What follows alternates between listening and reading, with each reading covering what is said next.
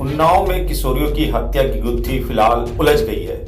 Police को हत्या के ना ही तो कोई ठोस साक्ष्य मिले हैं, ना ही कोई गवाह। एक साथ 3 लड़कियों को जहर देने की वजह भी यूपी पुलिस नहीं तलाश सकी। यही वजह है कि पुलिस अभी तक किसी निष्कर्ष तक नहीं पहुंच सकी है। दलित लड़कियों की हत्या पर दिल्ली सरकार के कैबिनेट मंत्री व उत्तर प्रदेश जिला पंचायत चुनाव के पर्यवेक्षक राजेंद्र पाल गौतम ने उत्तर प्रदेश के उन्नाव जाकर पीड़ित परिवार से मुलाकात की व पूरी घटना की जानकारी ली। आपको बताते चलें, ये वही उन्नाव है जो दिलीप सेंगर भाजपा के विधायक द्वारा हत्या व बलात्कार के नाम से चर्चित हुआ था। आज फिर इस घटना को लेकर चर्चा में है, जहां योगी सरकार इस उत्तर प्रदेश के अंदर जो है दलित लोगों के साथ में अत्याचार अनाचार नहीं रोक पा रही है।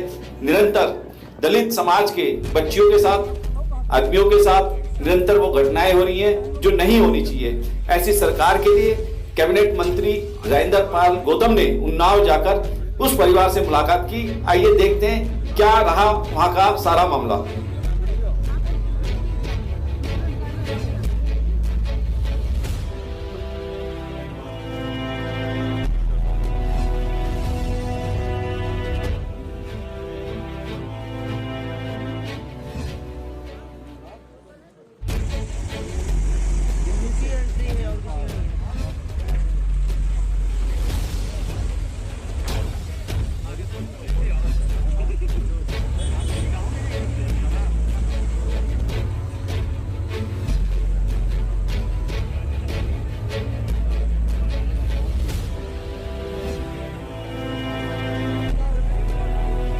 बच्चों के जो पेरेंट्स हैं वो बहुत ज़्यादा डरे हुए लग रहे हैं और वो कुछ ढंग से बता नहीं पा रहे हैं। लेकिन जितना भी वो बता पाएँ उससे एक बात तो स्पष्ट है कि तीनों की बच्चे जो हैं वो 2 बच्चे एक साथ और एक बच्चा अलग बंधे हुए मिले हैं और उनके हाथ पैर बंधे थे, जो यहाँ लोगों ने बताया है उसके हिसाब से। और जिस सर्कमस्टांसिस में पाए गए वो कोई नॉर्मल सर्कमस्टांसिस नहीं है और उनको मतलब ये समझ लीजिए कि उनको मल भी निकल गया।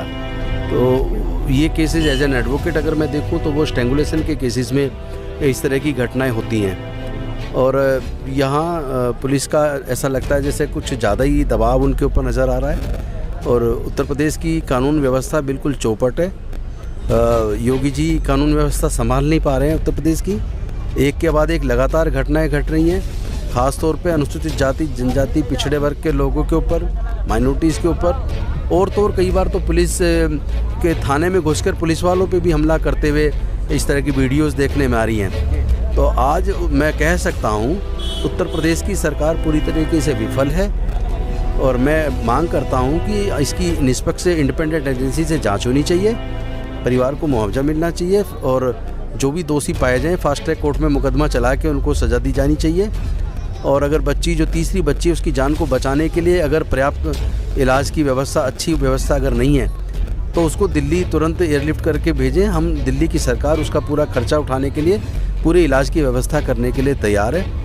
और जो यहाँ देखने में आ रहा है डेवलपमेंट नज़र नहीं आ रहा है, हेल्थ एजुकेशन का बुरा हाल है।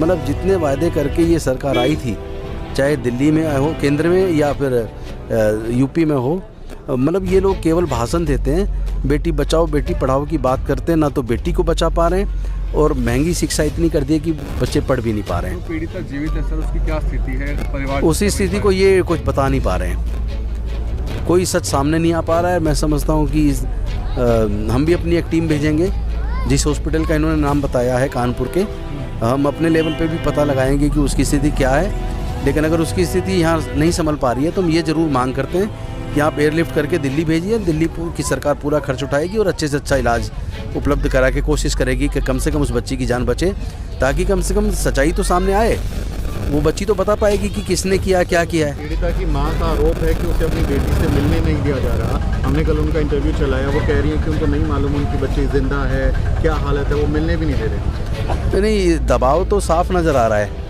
कहीं ना कहीं, चूँकि जिस तरह की घटना एक के बाद एक घटी हैं उससे उत्तर प्रदेश की जो छवि खराब हुई है, वो सरकार अपनी छवि बचाने के लिए हो सकता है पीड़ित परिवार के ऊपर दबाव बना रही हो।